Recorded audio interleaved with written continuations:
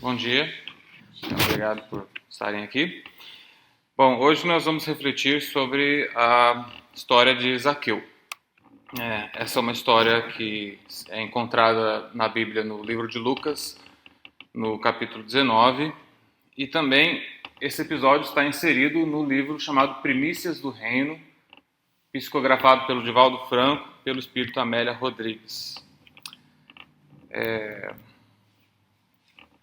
Então, além de estar também presente nesse livro, esse episódio é encontrado também no Evangelho segundo o Espiritismo, no capítulo 16. O capítulo é titulado Não se pode servir a Deus e a Mamon, né? Eu sempre ouvi falar muito dessa frase, né? Só que eu não sabia o que era Mamon. Eu imaginava na minha cabeça que era tipo, sei lá, um rei ganancioso, alguém assim, tipo um senhor, né? Aí eu vi que, na verdade, mamon era um termo usado em Israel antigamente para se referir a coisas de cunho material, de riquezas materiais, também muito associado à ganância e à avareza. Então, a gente pode dizer que não se pode servir a Deus e à ganância, certo? Então, da maneira como está escrito na Bíblia, vamos iniciar a história, né? Em Lucas 19, versículos de 1 a 10, começa assim: E tendo Jesus entrado em Jericó, ia passando. Bom, em primeiro lugar, a maneira como a história está contada em Lucas, ela está bem assim, simples, sem muitos detalhes, ela é bem breve, né? Então a gente tem que tentar se contextualizar na história, se situar no que está acontecendo aí. Está dizendo que Jesus está entrando em Jericó e ia passando, né? Então, da onde ele está vindo, para onde ele está indo, o que está acontecendo, né?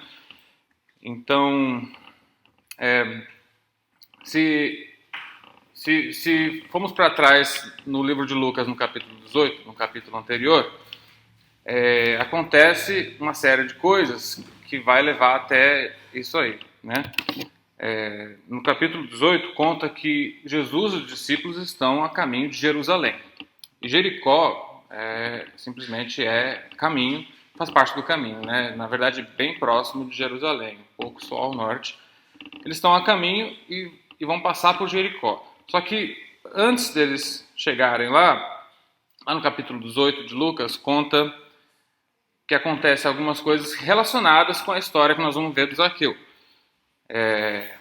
Tem um grupo de pessoas para quem ele, como normalmente ele sempre falava, né, as parábolas, passava as mensagens dele, né?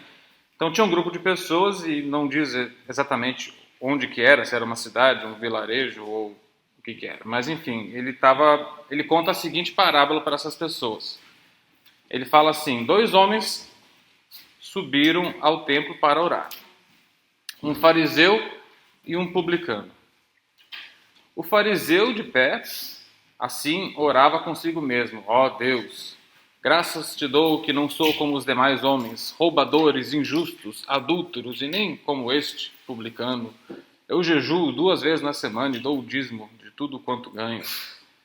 Já o publicano, estando de pé, nem ainda queria erguer os olhos ao céu, mas batia no peito dizendo: Ó Deus, sede propício a mim, pois sou um pecador. Ele estava, né, se humilhando, enquanto o outro estava se exaltando, né, dizendo: tá vendo, eu sou bonzinho, faço isso, aquilo.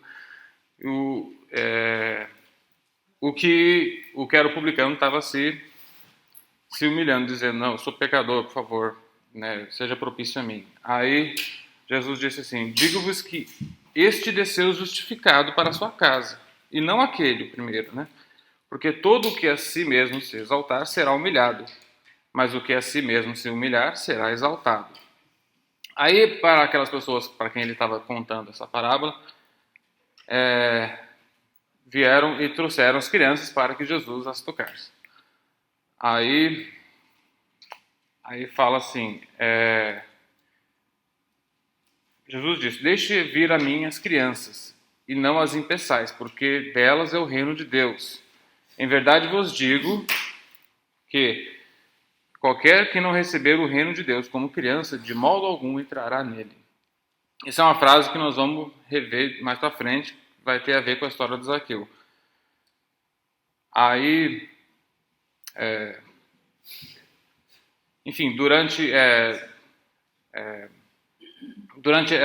enquanto Jesus estava lá falando com esse povo, aí um deles perguntou assim, mestre, que hei de fazer para herdar a vida eterna? E Jesus respondeu, sabes os mandamentos? Não adulterarás, não matarás, não furtarás, não dirás falso testemunho, honra teu pai e tua mãe. E o homem falou, sim, tudo isso tenho guardado desde minha juventude, né? Pratico tudo certinho. Aí quando Jesus ouviu isso, disse-lhe, ainda te falta uma coisa, vende tudo que tens e reparte-o para os pobres, e terás tesouros no céu, e vem e segue-me. Aí o rapaz, ouvindo isso, se entristeceu, porque era muito rico, não queria se desfazer e foi embora.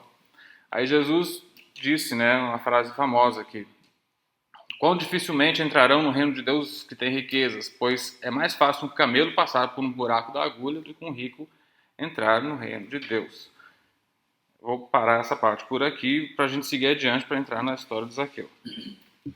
Então, bom, uma coisa que eu esqueci de comentar é que no livro desse Primícias do Reino, onde também está inserida a história do Zaqueu, do Divaldo Franco, é uma riqueza de detalhes que a gente não vê na Bíblia, certo?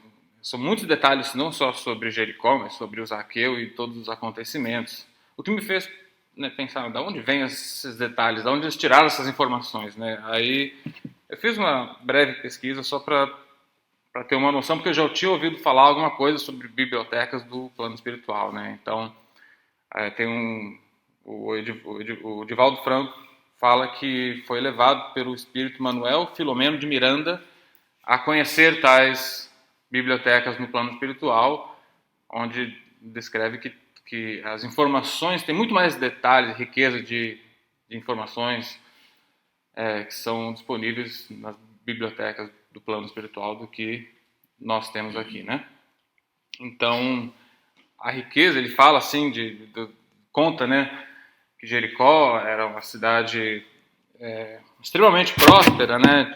Era uma cidade muito famosa, conhecida por seu centro comercial, escolhida pelos negociantes, cambistas e peregrinos e caravanas que demandavam os diversos países do Oriente, rendendo ao entardecer o aroma de rosas abundantes espalhadas por toda parte. Então ele descreve a beleza, fala como os tipos de árvores, da vegetação, das planícies, né? Tem toda aquela descrição detalhada aqui no livro deles, se vocês forem ver.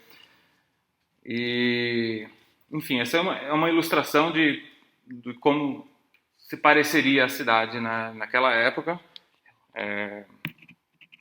Aqui é uma imagem atual, né, de hoje em dia.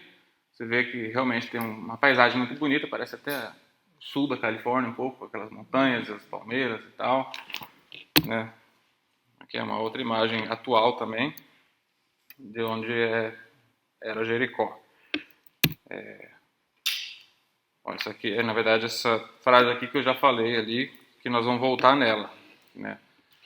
Que no capítulo anterior ao capítulo de Zaqueu, ele fala que se não receber o reino de Deus como criança, de modo algum entrará nele. Nós vamos entender por quê. Então, voltando à história, ia passando Jesus a Jericó, e eis que havia ali um homem chamado Zaqueu, e este era um chefe dos publicanos, e era rico. Então vamos definir quem eram os publicanos, né? Os publicanos, bom, no Evangelho segundo o Espiritismo, na introdução, o Allan Kardec ele categoriza vários tipos de personagens, tipo de pessoas, tipo de, enfim, posições, isso. Ele categoriza todos e explica o que é cada um, e tem lá na introdução, está escrito lá o que são os publicanos, que é um tipo de cobrador de impostos.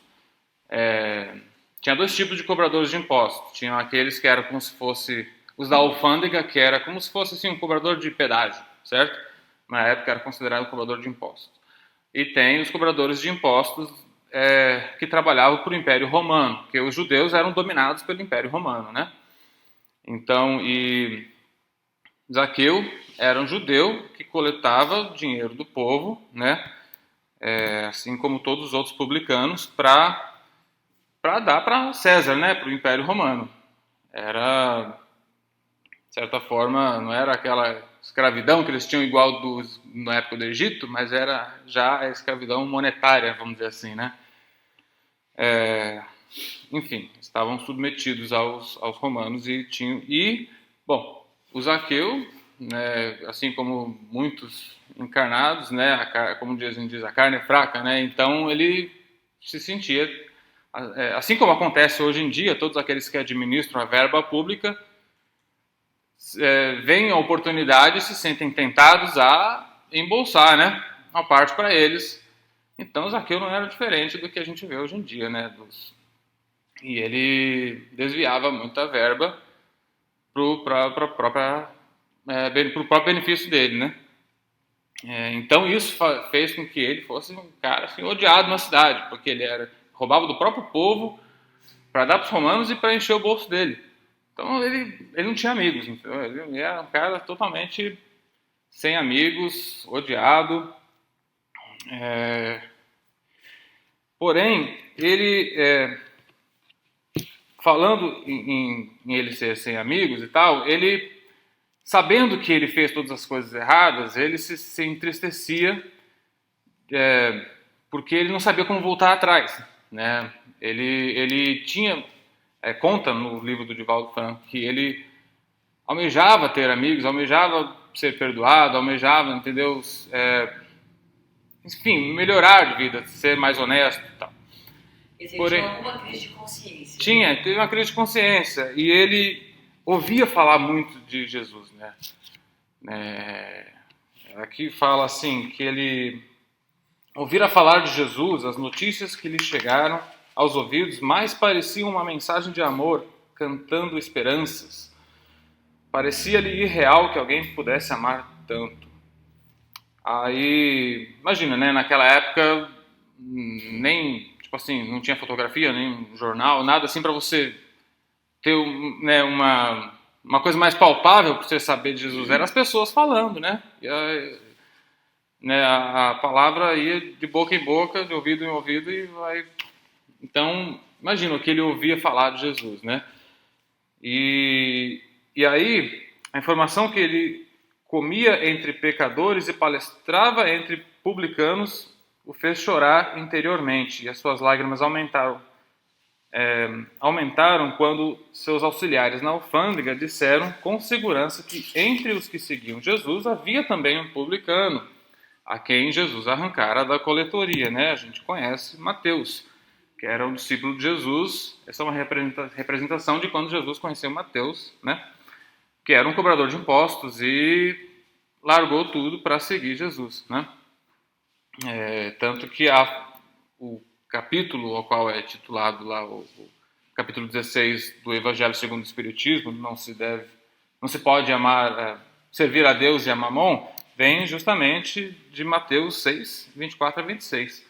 Foi quando Jesus falou para Mateus isso, não se pode amar a Deus e a Mamon. E fez com que Mateus viesse a segui-lo, né? Então, aí o que acontece? Então Jesus estava chegando lá em Jericó e Zaqueu ouviu falar, né? Mas ouviu falar, por que ele ouviu falar? Porque logo antes de Jesus chegar em Jericó, ele teve um encontro com um cego chamado Bartimeu. Era um mendigo cego, estava lá mendigando e ouviu dizer que Jesus estava ali e clamou por Jesus. Jesus veio, perguntou para ele: o que queres que faça? E o cego disse: que eu veja, Senhor. E aí Jesus só disse: vê, e tua fé te salvou. E o Bartimeu saiu, né, feliz da vida, né, louvando e tal. E antes mesmo que Jesus entrasse em Jericó, a notícia de que ele curou o cego já invadiu a cidade inteira, entendeu? Aí o Zaqueu, ficou sabendo disso aí, falou: meu Deus do céu, o cara tá vindo aqui agora. Saiu correndo, desesperado, porque queria ver Jesus. Ele nem pensava talvez em interagir com Jesus, ele queria ver Jesus, era só isso que ele queria, entendeu? Só que ele tinha, né, um empecilho aí, que era a estatura dele. Era um homem baixinho e a multidão, né, em volta impedia ele de ver Jesus, né? A gente pode ver um paralelo nos tempos recentes agora com Chico Xavier, que, né, muitos lugares por onde ele ia, né, uma multidão ficava em volta, as pessoas queriam ver, chegar perto, né? E imagina Jesus, né? O cara acabou de curar o cego da cegueira. Imagina a multidão querendo ver quem é esse cara, né? Que tá fazendo todas essas maravilhas, né? Então, Zaqueu, ansioso para ver Jesus, não conseguia por causa da sua estatura e por causa da multidão. Aí ele foi e subiu em uma figueira brava para ver, porque sabia que Jesus iria passar por ali. Aí que a gente volta lá de quem não como é que ele fala lá que não for como criança não pode entrar no reino de Deus, né? Essa atitude dele, pelo que eu pesquisei também, era uma coisa que era considerada infantil. Você subir na árvore era uma coisa que não era uma coisa comum entre adultos para se fazer, né? Na verdade, até hoje, se você pensar, até hoje também é assim, né? Mas então eu imagino que as pessoas deviam ter tirado sarro dele, alguns devem ter rido dele, né? Subindo, ó, o cara, o baixinho lá subindo lá, para ver Jesus. Então ele ele deve ter sofrido um certo bullying ali, né? Mas ele não quis saber, entendeu? Ele preferiu se humilhar a esse ponto porque era muito importante para ele, era ver Jesus. E Jesus notou isso, né? E quando Jesus chegou àquele lugar, olhou para cima e viu-lhe e disse: Zaqueu, desce depressa, porque hoje me convém pousar em tua casa.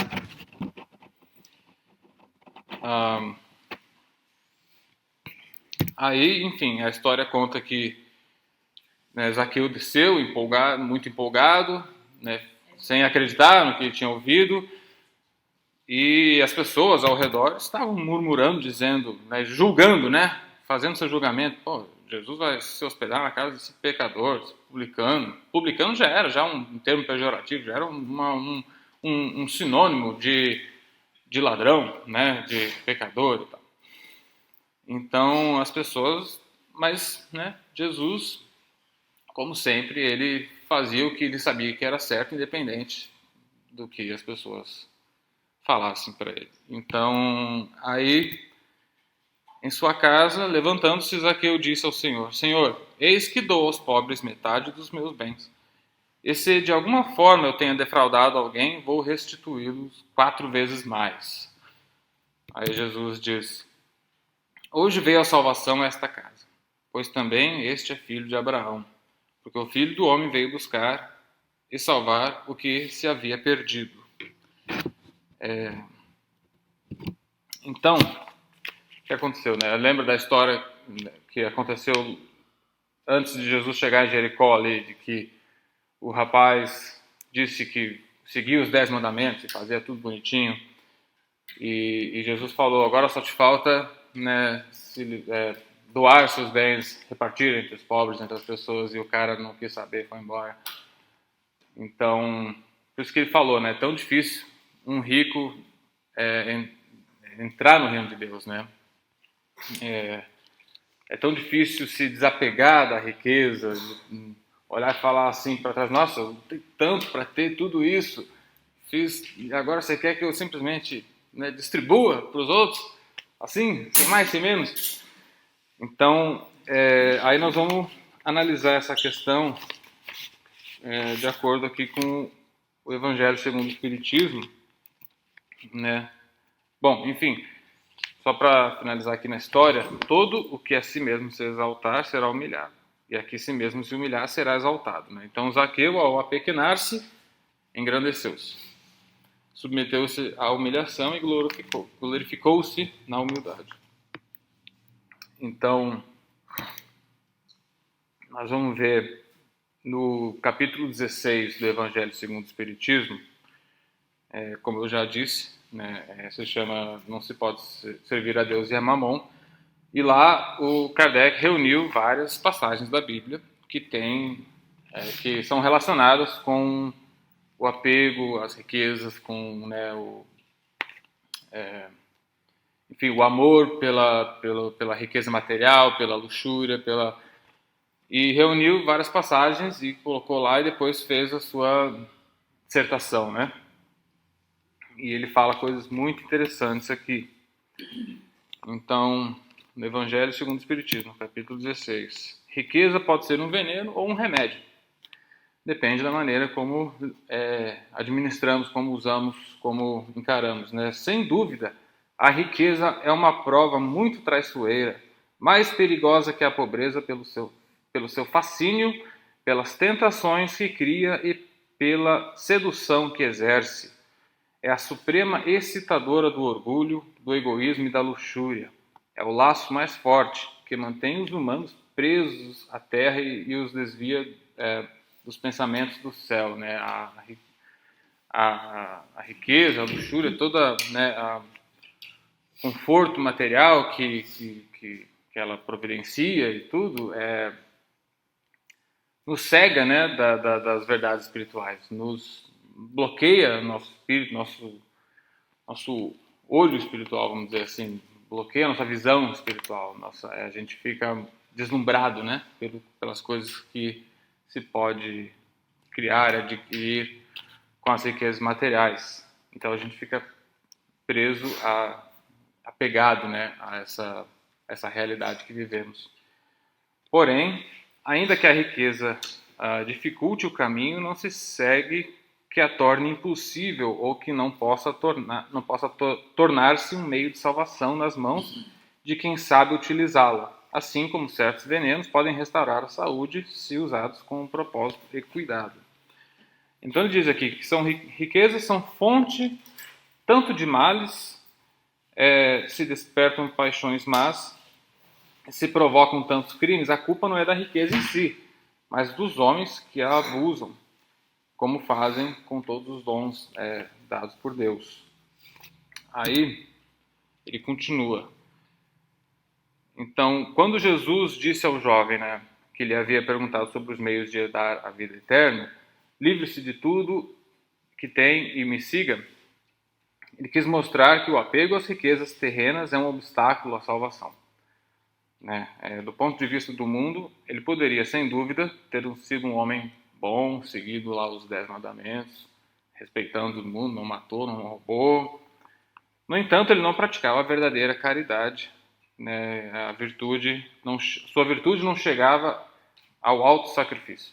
Né? Então, fazendo jus aí à frase, né? Fora da caridade não há salvação. E,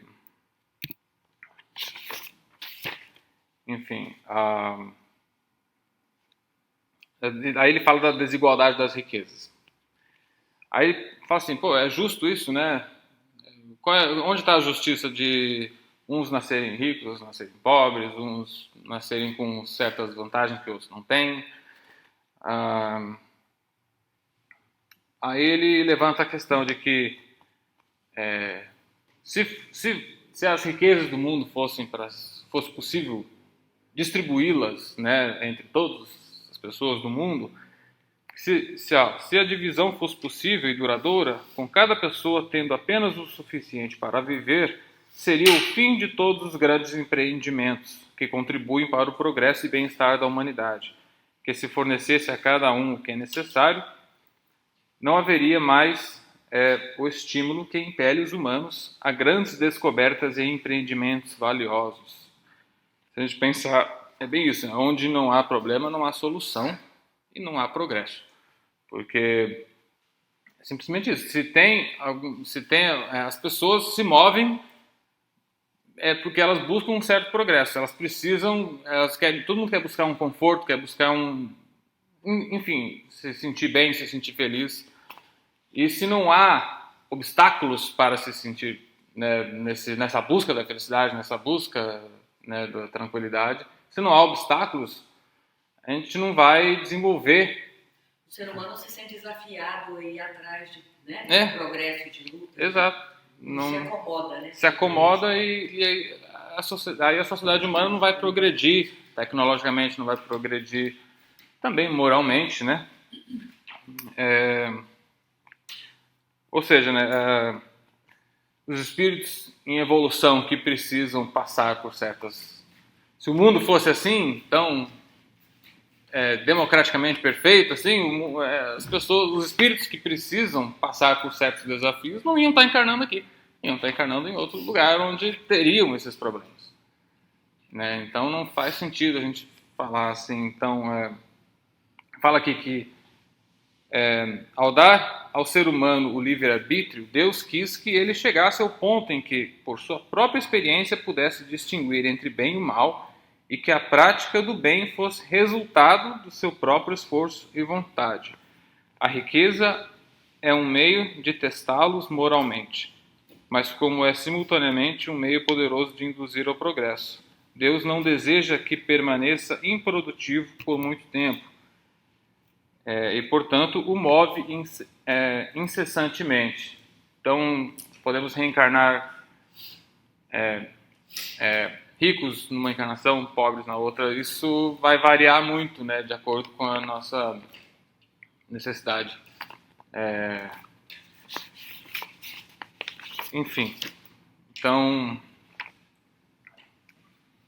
vamos ver aqui. Existem ricos e pobres porque, sendo Deus justo, cada um deve trabalhar por sua vez. A pobreza é para alguns um teste de paciência e resignação. A riqueza é para outros um teste de caridade e abnegação. É certo que, se o ser humano tivesse apenas uma vida para viver, nada justificaria tal divisão de riquezas terrenas, né? Portanto, os pobres não têm motivos para acusar a providência ou invejar os ricos. E os ricos não têm motivos para se vangloriar do que possuem. Porque, né, foi tudo, faz parte da justiça divina. Então, não sei se ficou curto, mas o que eu preparei era isso. Tive pouco tempo para preparar, mas... Que horas são? Já fui rápido demais? Me fez lembrar também da palavra dos talentos, que talentos era dinheiro naquela época, né? Era. Então tem gente que consegue multiplicar o dinheiro mais, né? Tem gente que consegue multiplicar menos, tem gente que não consegue fazer nada com o dinheiro.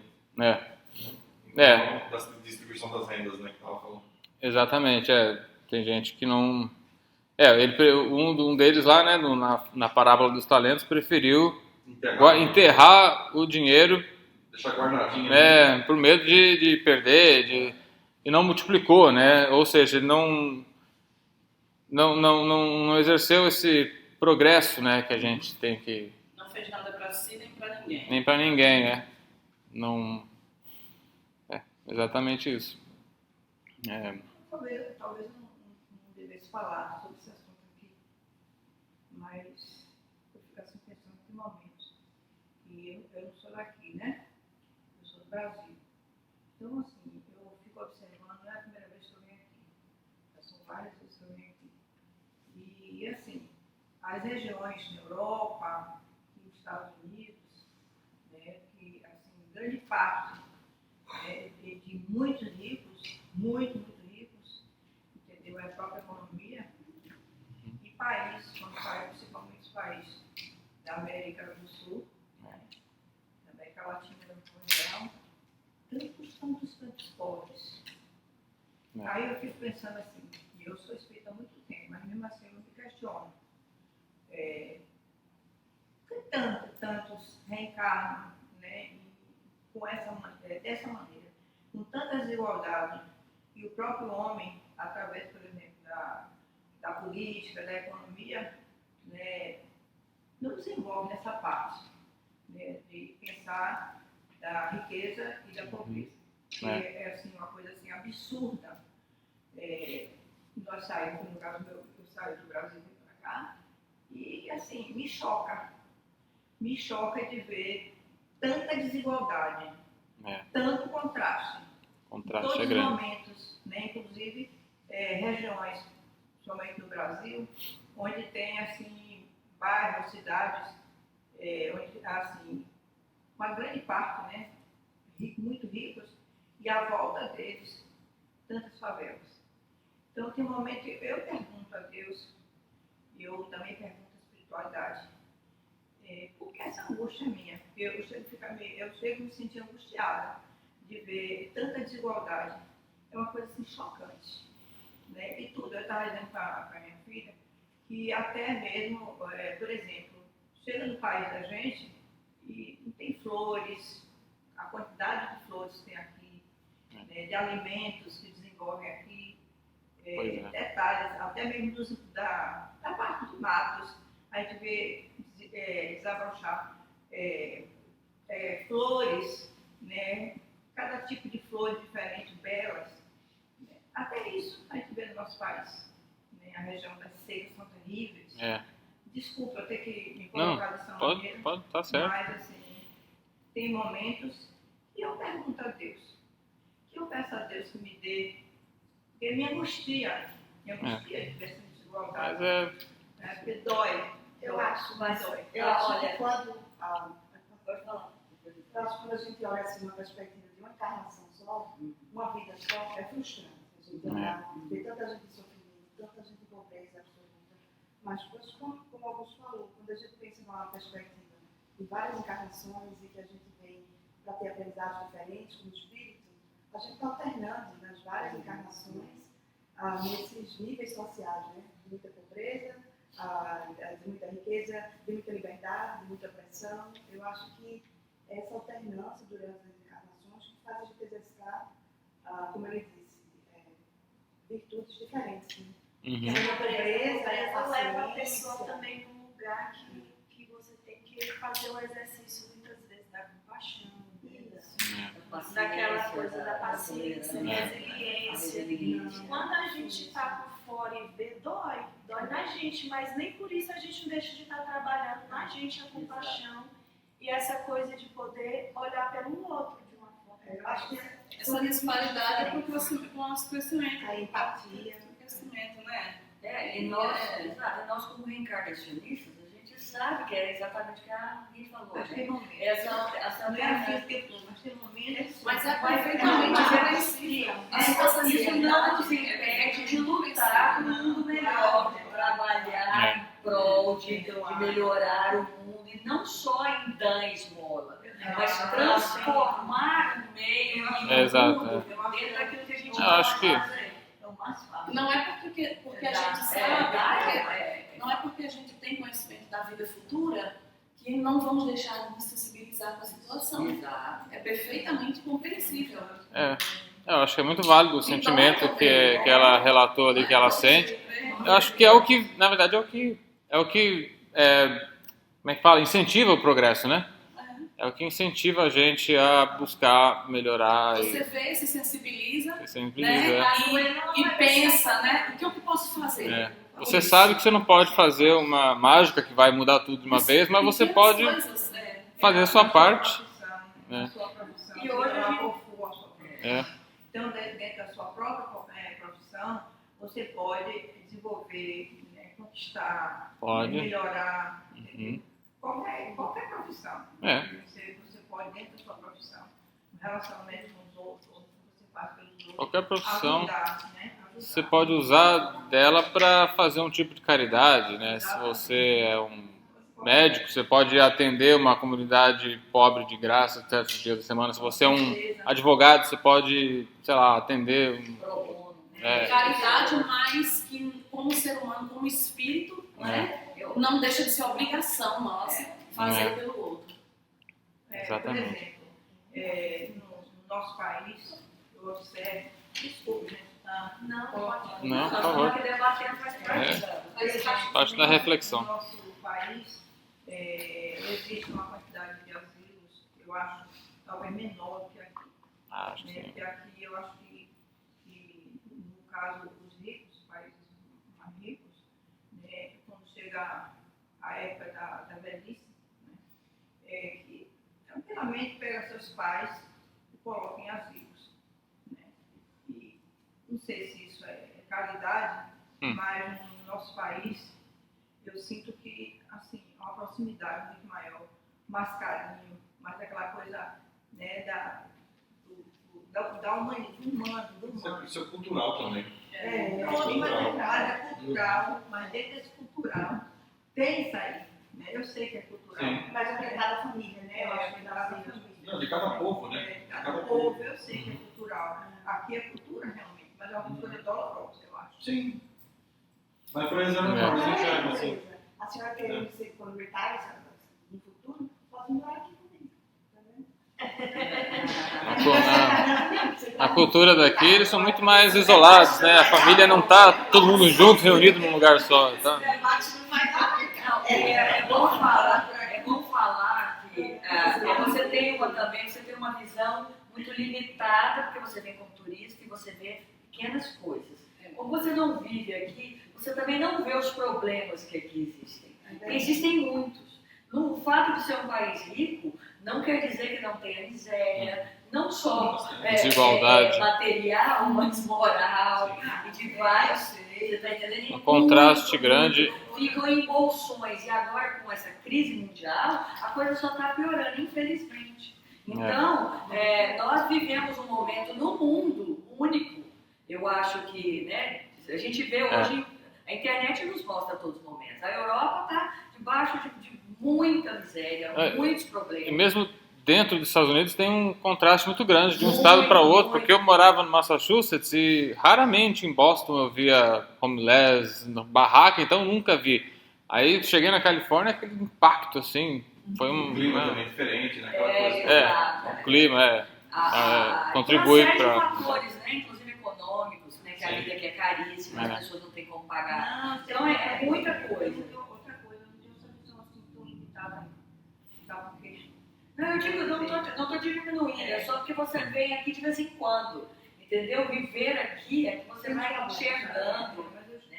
Agora, estamos complementando aí o que minha mãe estava falando, lembrando o trabalho, né? Que o Augusto e a Maria vem liderando há tantos anos do Roma. É um trabalho Das vezes belíssimo. que eu vou visitar, né? Belíssimo, belíssimo. Acho que não tem uma vez que eu não pergunto, meu Deus, será que eu já passei essa situação na minha vida?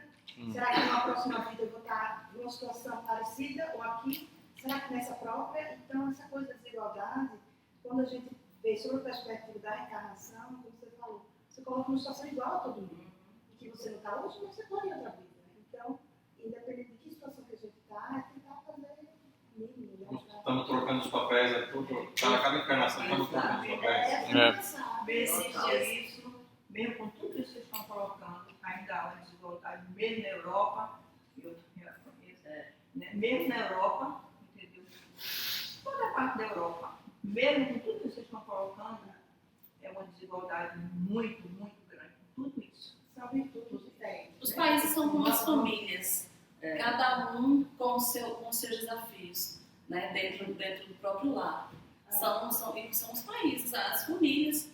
É a mesma coisa, dentro de casa nós temos desafios né, enormes, que precisamos, barreiras, né, que precisamos transcender, e quem está de fora nunca tem noção do que a gente está passando, né, do que a gente está enfrentando. Então é fácil dar uma opinião, porque não sabe o que está ali dentro, né, naquele bojo. Mas uma vez que você entra e começa a enxergar toda a problemática, toda a história, todo o background que está ali dentro, você começa a compreender melhor, né, o porquê de frustrações, o porquê de tanto amor também, que tem muito lá, muito amoroso. Né? Então, os países são é a mesma coisa. Você, como historiadora, né, você sabe que tudo é decorrência, cada país tem sua história, e as consequências do que nós vivemos hoje é consequência da maneira como a história foi feita. Aqui, na Europa, no Brasil, na América Latina, então tudo as escolhas que foram tomadas para que a gente estivesse aqui, né? Pelos que nos antecederam. E ninguém está no lugar errado. Não. Cada um está exatamente onde deve estar para passar por aquilo. Não que a gente não deva ter, né?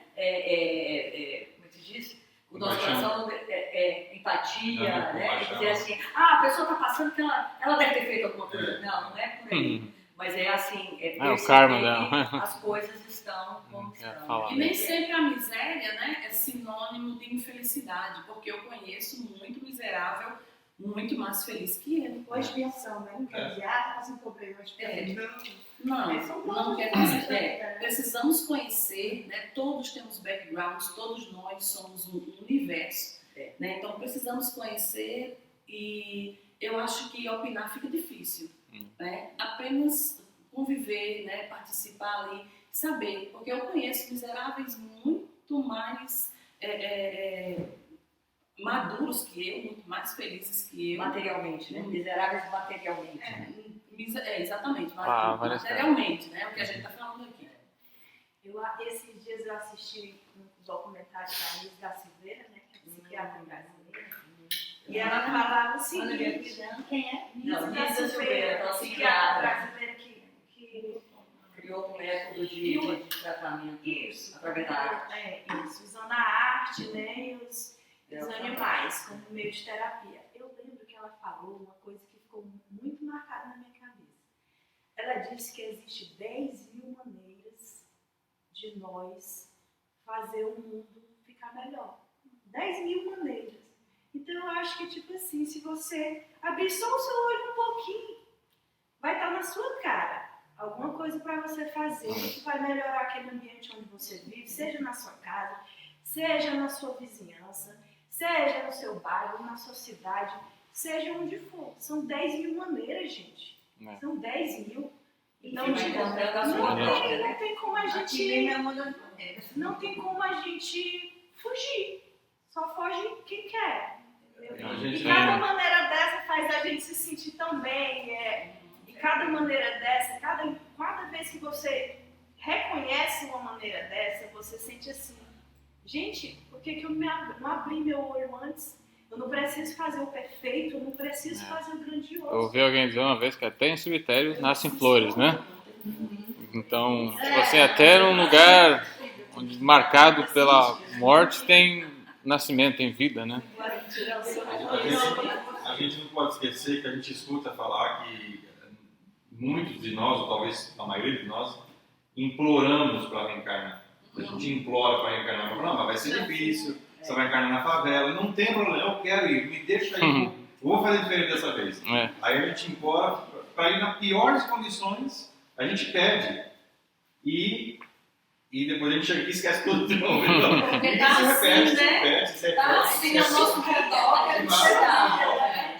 Não que eu vou fazer diferente, me deixa, pelo amor de Deus. Agora, mas a gente pede, mesmo nas minhas angústias, eu peço a Deus. Eu peço Claro. a Deus que me deixe assim, conformar, entender, né, apesar dessa parte espiritual, que ela foi criada dentro do espiritismo, desde pequenininha, no Evangelho do Lar, tudo isso, não é assim uma coisa que de repente, né? Então eu sei de tudo isso e sinto tudo isso e peço a Deus, a Jesus, a espiritualidade amiga, que me melhore essa angústia que eu tenho, mesmo sabendo de tudo isso, né? Porque a minha angústia não deixa. Eu acho curioso, eu acho muito curioso que nos países na Europa que a criminalidade é extremamente baixa e que o índice de pobreza é muito baixo, são os países com maior índice de suicídios. Então, pra você ver como a gente necessita, né? A gente Tem alguma necessita do challenge. do challenge, do desafio.